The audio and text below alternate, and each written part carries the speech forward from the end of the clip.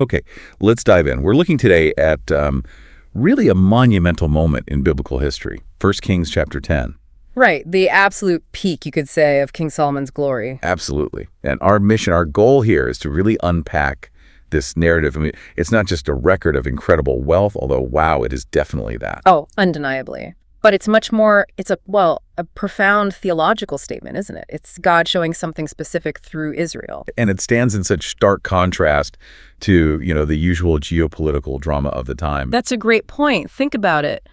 When ancient nations usually marched towards Israel, what was the reason? War, conquest, conflict. That was the norm. Exactly. Siege engines, armies. But here, something totally different. Radically different. We get this incredibly powerful foreign queen, the Queen of Sheba, undertaking this massive journey over 1,500 miles. Which is just staggering for the time. And she doesn't come with swords. She comes with gifts, yes, yeah, but crucially with hard questions. She came for wisdom.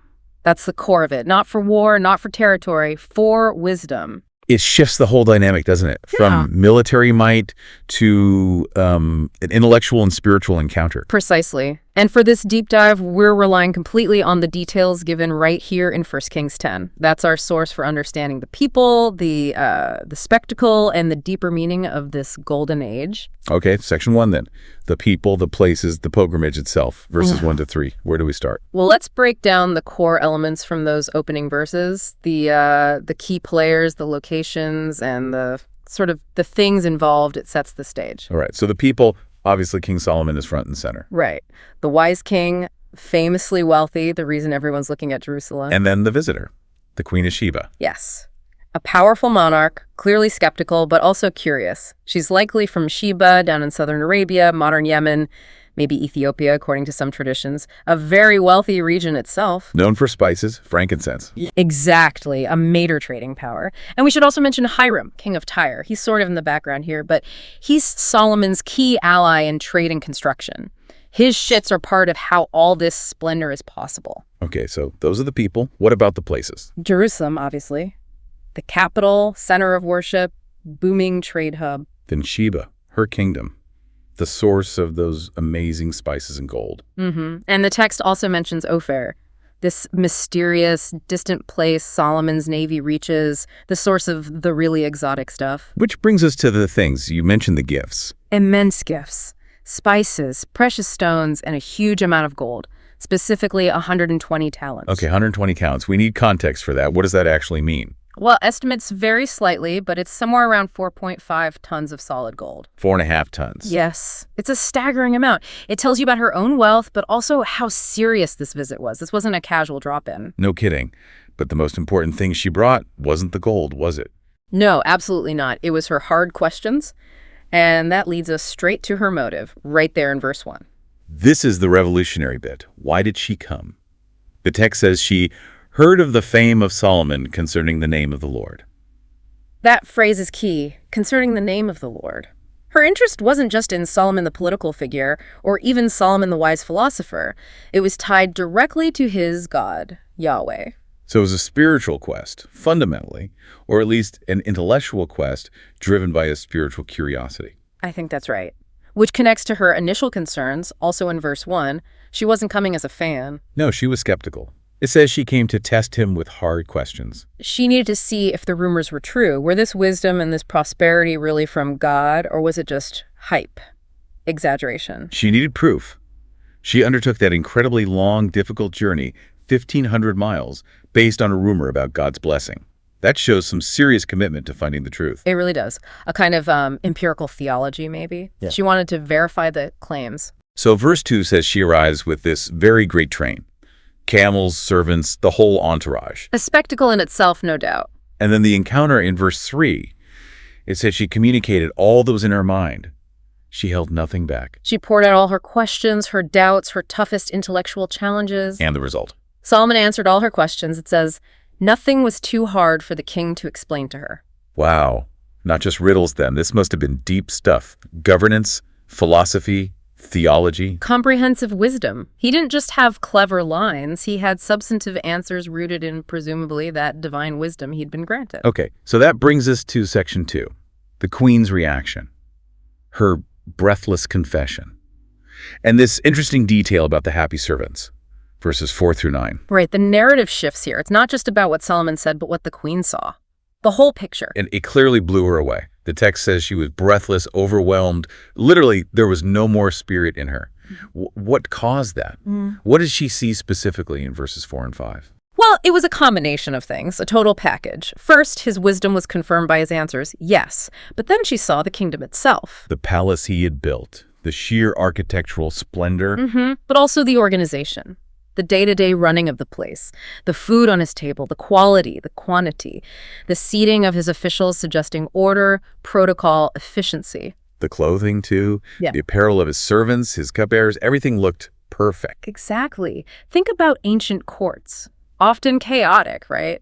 Maybe rich, but messy.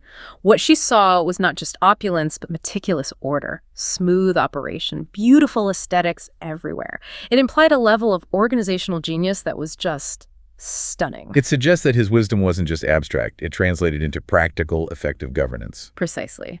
But then there's the crucial pivot. She also observed his devotion. His ascent by which he went up into the house of the Lord, his worship. Yes, she saw him making burnt offerings at the temple. She saw his reverence. This was critical. Why so critical? Because it showed the source wasn't Solomon himself.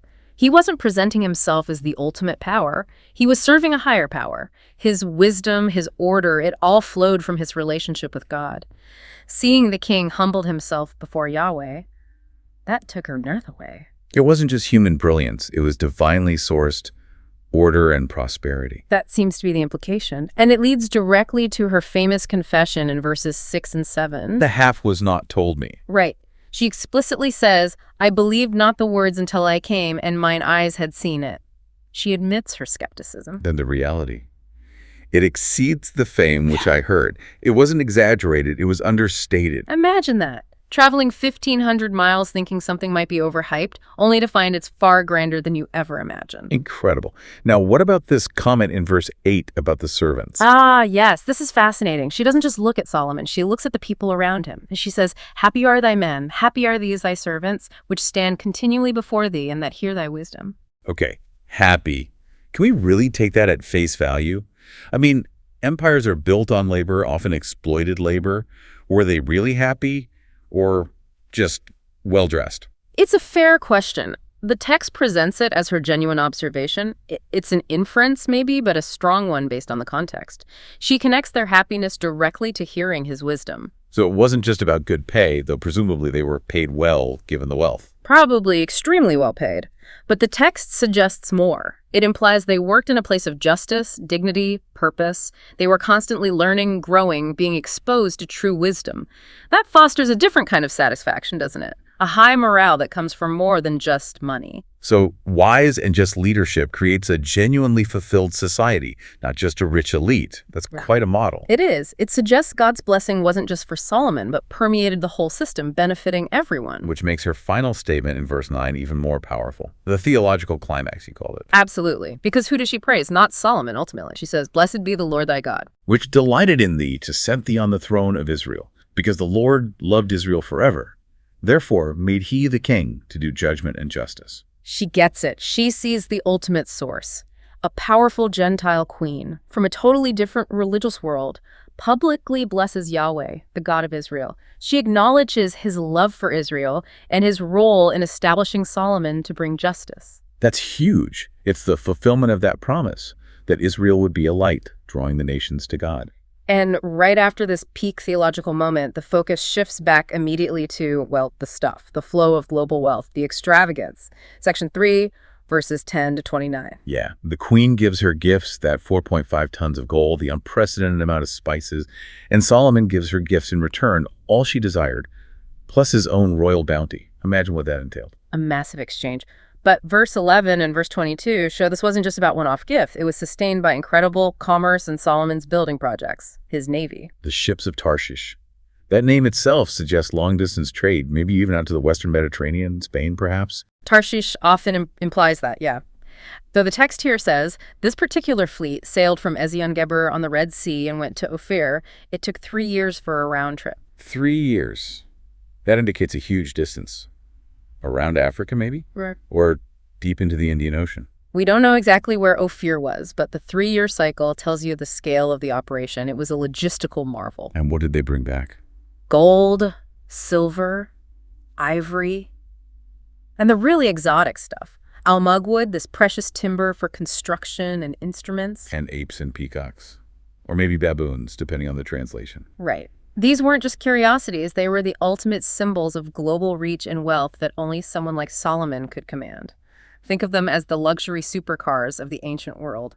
Status symbols. Okay, so the wealth is pouring in, and then we get that number in verse 14, the annual gold income. Yes. This is where it gets really striking. 666 talents of gold every year. 666 talents. That's what, about 25 tons of gold annually. Roughly, yes. And that was just the gold income. Before you count revenues from other kings, traders, governors, it's an almost unimaginable amount of wealth concentrating in Jerusalem. But that number, 666, that can be accidental in a biblical text, guys. It's highly unlikely. It jumps out immediately. While it represents the absolute pinnacle of Solomon's earthly power and wealth, the number of man, imperfection, short of God's perfect number 7. Exactly. So the text subtly implants this warning sign right at the peak of his glory. This incredible wealth, this human achievement, is marked by the number associated with human limitation, imperfection, and potentially corruption. It's a hint that this golden age, built on this foundation, might be fragile, temporary. Or even that the sheer weight of this wealth, this 666 level accumulation, is becoming a spiritual burden, a snare. It represents trusting in earthly systems, in human power, maybe over direct reliance on God. Wow. Okay, and this wealth was put on display, wasn't it? The shields. Oh, yes. 200 large shields, 300 smaller ones, all of beaten gold. Not for fighting, purely ceremonial, stored in the house of the forest of Lebanon, just showing off the gold. And the throne.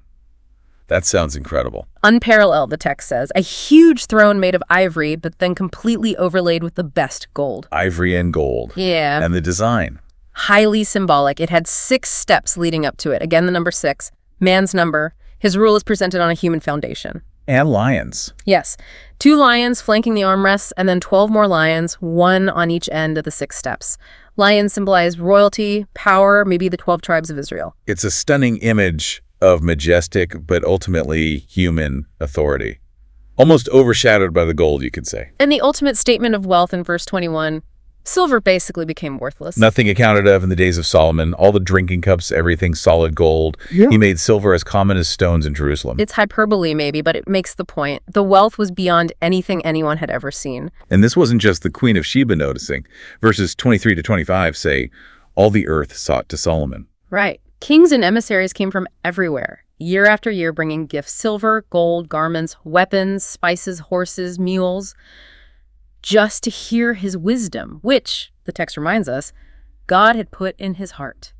So Israel really was fulfilling that role as a global beacon, drawing the world, but maybe for mixed reasons, to see the wisdom, but also gawking at the wealth. Perhaps. Yeah. It confirms God's blessing was visible. It was having the intended effect of drawing attention.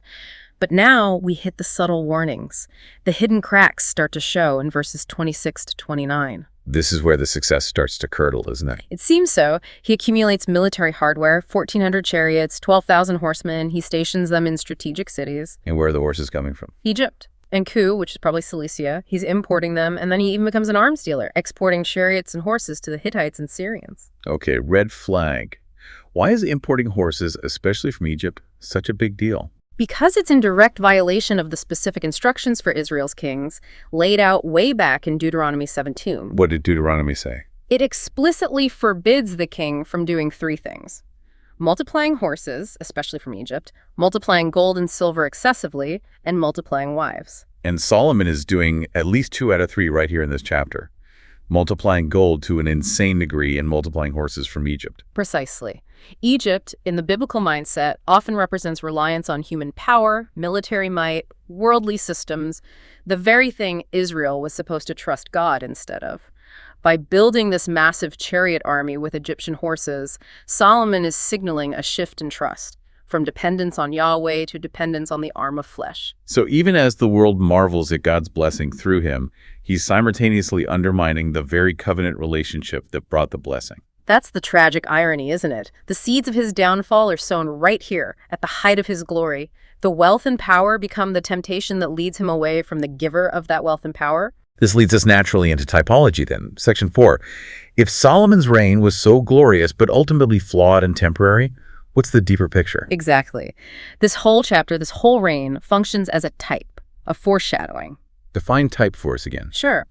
In biblical typology, a person, event, or institution in the Old Testament, the type is seen as a God-ordained prefigurement of a greater corresponding reality in the New Testament, the antitype. And the ultimate antitype is always Jesus Christ. So Solomon, in his glory, points forward to Christ. How? Well, first, Solomon's wisdom points to Christ's wisdom. Solomon's wisdom was incredible, divinely given, but temporary and ultimately insufficient to keep him or the kingdom from faltering. Jesus himself says later, something greater than Solomon is here. Right, in Matthew 12. Yes. Christ is the perfect, eternal embodiment of God's wisdom. He draws all people not just with wise answers, but with life-transforming truth. Okay, wisdom. What about the Queen of Sheba? Is she a type? I think so. The Queen of Sheba represents the Gentiles, the nations, and ultimately the church. Think about her journey, long, difficult, motivated by seeking divine wisdom, bringing gifts. It prefigures the nations coming to Christ, drawn by the light of God's revelation, bringing their worship. Her gifts foreshadow the worship of the nations in the New Jerusalem, like in Revelation. Exactly. She's the first fruit, in a way, of the nations being drawn to God's king. And the kingdom itself, all that gold and peace. Solomon's golden kingdom is a type of the eternal kingdom of Christ. Solomon's wealth was material, temporary, built on gold that tarnishes and trade deals that collapse, symbolized by that number 6. Christ's kingdom offers true, indestructible spiritual riches, perfect peace, and abundance that never fades. It's built on righteousness, not on 666 talents of gold. So going back to that contrast, nations usually marched on Jerusalem for war. Here they come seeking wisdom, examining God's glory. They admired the temporary blessings. Yes, they saw the effects of God's blessing, the wealth, the peace, the order. But the ultimate blessing isn't the temporary gold, it's the eternal relationship with the King who is greater than Solomon. Knowing Jesus Christ brings the true, everlasting riches and peace. Okay, let's bring this home. Section 5, modern application. How does this chapter, this ancient story of glory and subtle decay, speak to us today? Well, spiritually, it's a huge lesson about the double-edged sword of success. God's blessings are intended to point others to him, right? But they can so easily become idols themselves. Like Solomon's gold and horses. Exactly. Whether it's wealth or talent or influence, if it distracts us from relying on the giver, if it makes us trust in the 666 of human achievement rather than God's wisdom, it becomes a snare. It's a constant check for us. Where is our ultimate trust? And psychologically, the Queen's journey. I think it speaks to that universal human desire for truth, for authenticity.